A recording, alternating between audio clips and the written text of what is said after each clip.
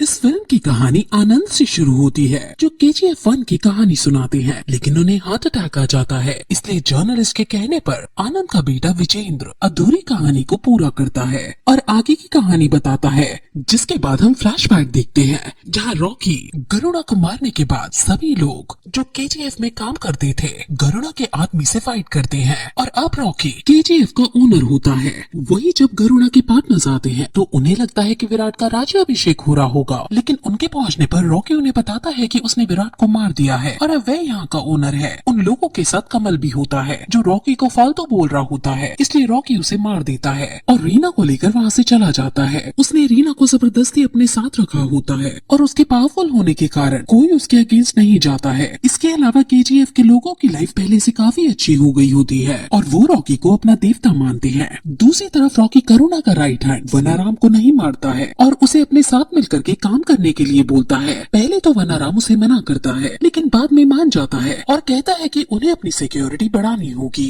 और साथ ही वो सबको ट्रेनिंग भी देगा। वहीं अब राखी को पता चलता है कि यहाँ पर सिर्फ एक माइन नहीं बल्कि 9 माइंस है और ये बात सूर्यवर्धन नहीं चाहते थे कि किसी को भी पता चले, क्योंकि फिर केजीएफ पर और भी ज्यादा खतरा बढ़ जाता। और गरुड़ा के पार्टनर को ये बात पता चलने पर सब शॉक हो जाते हैं, जिसके बाद रॉकी सबको उसके साथ बिजनेस करने के लिए कहता है। दूसरी तरफ जो खुली थी वहाँ पर सभी वर्कर्स जाने से डरते हैं, इसलिए रॉकी अंदर जाकर काम करने लगता है। ये देखकर सभी वर्कर भी अंदर आ जाते हैं और रॉकी के साथ काम करने लगते हैं। और उधर एंट्री और राजेंद्र प्रसाद रॉकी की तरक्की से जलने लगते हैं और वो जानते हैं कि रॉकी को रोकने का काम सिर्फ रामिका ही कर सकती है, इसलिए वो लोग डिस्की पार्टी के हेड गुरु पंडियन को नो कॉन्फिडेंस के मोशन के वोट से हटाकर रामिका को पावर देने का प्लान करते हैं। दूसरी तरफ माइंड से उन्हें एक तलवार मिलती है जो सूर्यवर्धन के भाई अधीरा की होती है, जिसे करुणा ने मरवा दिया था। लेकिन हम यहाँ देखते हैं कि अधीरा जिंदा होता है, जो करुणा के मरने का इंतजार कर रहा था और अब वह अपना केजीएफ वापस लेने आया है। जिसके बाद अधीरा अपनी टीम को इकट्ठा कर आउटपोस्ट 1 पर अटैक कर देता है ताकि सभी लोगों के अंदर उसका डर फैले और अब कोई भी सोने का ट्रक लेकर बाहर निकलता है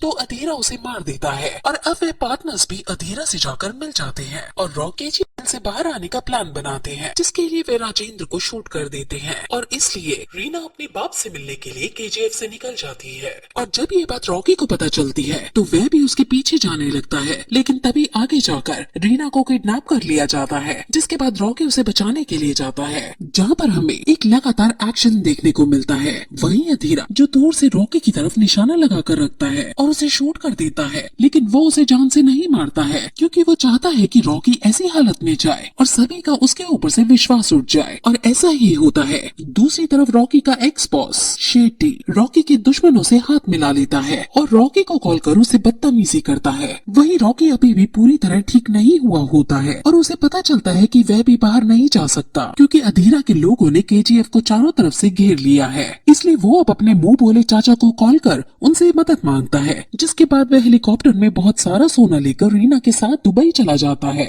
और सभी केजीएफ के लोगों को लग रहा होता है कि वह उन्हें छोड़कर भाग रहा है। लेकिन रॉकी दुबई खलील से मिलने के लिए जाता है और उसे बिजनेस ऑफर करता है, लेकिन खलील उसे ये कहकर मना कर देता है कि वह पहले ही शेट्टी के साथ हाथ मिला चुका है। जिस पर रॉकी उसे कहता है कि उसने उसके सपोर्टर्स को मार दिया है और वहाँ पर खलील के गाने के बोल की सारी रॉकी के आदमी होते हैं, जिसके कारण उसे जबरदस्ती रॉकी के साथ हाथ मिलाना पड़ता है। जिसके बाद रॉकी केजीएफ वापस आकर वनाराम को सारे ट्रक बाहर निकालने के लिए कहता है और उसके ट्रक बाढ़ आने पर अधीरा के लोग उस पर हमला कर देते हैं, लेकिन तभी ट्रक से लोग बाहर आकर मशीन गन से अधीरा के लोगों पर हमला करने लगते हैं। वहीं अधीरा को भी गोली लगती है, लेकिन रॉकी उसे छोड़ देता है और केजीएफ से दूर रहने के लिए कहता है। साथ ही रॉकी अलग अलग पॉलिटिशियंस को धमकी देकर गुरु की सरकार को भी गिरने से बचा लेता है। जिसके बाद उसका बिजनेस बहुत बढ़ जाता है और अब वो बॉम्बे जाकर शेट्टी को भी मार देता है। वहीं गुरु उसे रमिका के बारे में चेतावनी भी देता है, लेकिन वह नहीं सुनता और अब कुछ साल बीत जाते हैं और रामिका इलेक्शन जीतकर प्राइम मिनिस्टर बन जाती है। जिसके बाद उसे सीबीआई ऑफिसर राघवन से केजीएफ और रॉकी के बारे में बहुत कुछ कुछ सुनने को मिलता है। वहीं उधर हम देखते हैं कि रॉकी ने अब तक केजीएफ को काफी डेवलप कर लिया होता है और वहाँ के लोगों के पास भी अच्छे घर होते हैं।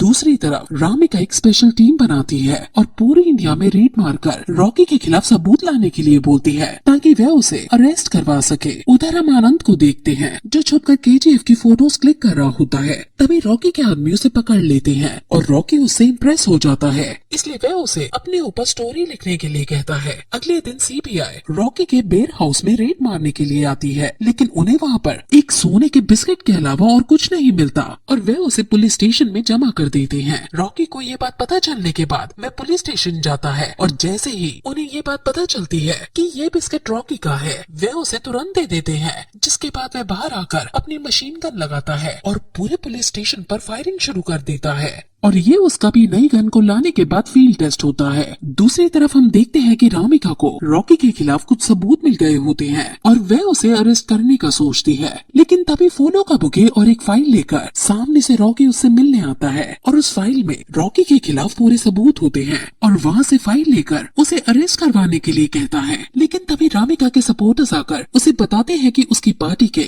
200 पॉलिटिशियंस को रॉकी फंडिंग करता है, यानी अगर रॉकी अरेस्ट होता है तो सभी को ये बात पता चल जाएगी कि उसकी पार्टी के लोग आरोपी के साथ मिले हुए हैं, इसलिए वो उसे धमकी देने के अलावा और कुछ नहीं कर पाती है। जिसके बाद रॉकी सारे सोने की डिलीवरी को रोक देता है और खलील को ये बात पता चलने पर उसे काफी ज्यादा गुस्सा आता है और रॉकी के पार्टनर भी अधीरा से उसके खिलाफ मदद मांगते हैं और इधर खलील भी अधीरा से मिल जाता है और अधीरा इतने सालों से केजीएफ के बारे में सारी इन्फॉर्मेशन निकाल रहा होता है, इसलिए अब उसके पास केजीएफ का मैप होता है। लेकिन अंदर जाने के दोनों रास्तों पर सिक्योरिटी होती है, इसलिए वे एंड्रयू से माइन से अंदर जाने का रास्ता पता लगाने के लिए कहता है। दूसरी तरफ रॉकी अपनी माँ की ग्रेव को निकालकर एक अच्छी सी समाधि बनाता है और अपने पिता जो बहुत नशेड़ी होते हैं और उसकी माँ और उसका कभी ख्याल नहीं रखा होता था, उसे उसकी माँ के ग्रेव को जिंदगी भर ध्यान रखने के लिए रखता है। वहीं अब रीना भी रॉकी को पसंद करने लगती है और उन दोनों की शादी हो जाती है। दूसरी तरफ अधीरा को भी इंफॉर्मेशन मिल जाती है कि अगर वह माइन नंबर 3 से जाएगा तो वह अंदर पहुंच सकता है, इसलिए वह खुदाई शुरू कर देता है। उधर कुछ समय बाद रीना प्रेग्नेंट हो जाती है और ये बात रॉकी को बतानी जाती है, लेकिन तभी अधीरा के लोग आकर उस पर अटैक कर देते हैं और रीना को भी शूट कर जान से मार देते हैं। ये देख रॉकी को गुस्सा आ जाता है, जिसके बाद अधीरा और रॉकी और उन दोनों के आदमी के बीच भी फाइट होने लगती है। अधीरा रॉकी को काफी घायल कर देता है, लेकिन अंत में उसे जान से मार देता है और अब रॉकी को पता चल जाता है कि अधीरा को माइन के बारे में जानकारी बाहर से मिली है और इसलिए वह अपने लोगों के साथ पार्लियामेंट में पहुंच जाता है, जहां पर रामिका अपनी स्पीच दे रही होती है और अंदर आकर गुरु को शूट कर देता है, क्योंकि शुरू से ही वही रॉकी के खिलाफ चाली चल रहा था और उसी ने गरुड़ा को मरवाया था ताकि वो ये सब खुद हड़प सके। इसके अलावा उसी ने माइंड की सारी जानकारी भी दी थी। वहीं उसने पार्लियामेंट में आकर सभी के सामने एक पॉलिटिशियन को मारा होता है, इसलिए रामिका रॉकी के अगेंस्ट डेथ वारंट निकालती है और रॉकी को मारने के लिए केजीएफ में बहुत बड़ी फोर्स जाती है और वहाँ पर रहने वाले सभी लोगों को बाहर निकाल देते हैं ताकि वो रॉकी को ढूंढ सके। लेकिन रॉकी अपने महल में नहीं होता है बल्कि एक शिप पर होता है और अभी तक का सारा सोना उसके साथ शिप पर ही होता है, क्योंकि उसने अपनी माँ से वादा किया था कि उसके मरने के बाद उसके पास बहुत सारा सोना होगा। वहीं रामिका को रॉकी की लोकेशन के बारे में पता चल जाता है, क्योंकि रॉकी ने ही उसे ये बात बताई होती है। रॉकी की तरफ बहुत सारे होते हैं और उसको अटैक करने लगते हैं, जिससे उसकी पूरी शिप ब्लास्ट हो जाती है और रॉकी और सोना दोनों पानी के अंदर डूब जाते हैं और सरकार की कोशिश करने के बाद भी उन्हें पानी के अंदर से सोना नहीं मिल पाता है। वही रॉकी ने मरने से पहले केजीएफ के लोगों के लिए एक केजीएफ कॉलोनी बनाया होता है। इसके अलावा रामिका रॉकी के खिलाफ सारे एविडेंस मिटवा देती है ताकि किसी को भी उसके बारे में पता ना चले और सिर्फ आनंद होता है जिसे रॉकी के बारे में पता होता है, इसलिए वह उसकी पूरी स्टोरी लिखता है और बाद में उसे पब्लिश कर देता है। जिसके बाद हम मिड क्रेडिट सीन में देखते हैं कि 3 महीने पहले यूएसए के CIA ऑफिशियल ने रवि को कोई फाइल दी होती है जिसमें रॉकी के उन सारे क्राइम्स के बारे में लिखा होता है जो उसने यूएसए में किए थे और ये भी दिखाया जाता है कि रॉकी के शिप के पीछे सिर्फ इंडियन मिलिट्री नहीं बल्कि अमेरिकन और इंडोनेशिया मिलिट्री भी पड़ी हुई थी। और प्रेजेंट में 24/7 न्यूज को एक फाइल की ड्राफ्ट मिलती है जिसमें KGF चैप्टर 3 लिखा होता है और शायद रॉकी अभी भी जिंदा है और इसी के साथ ये मूवी यहीं खत्म हो जाती है।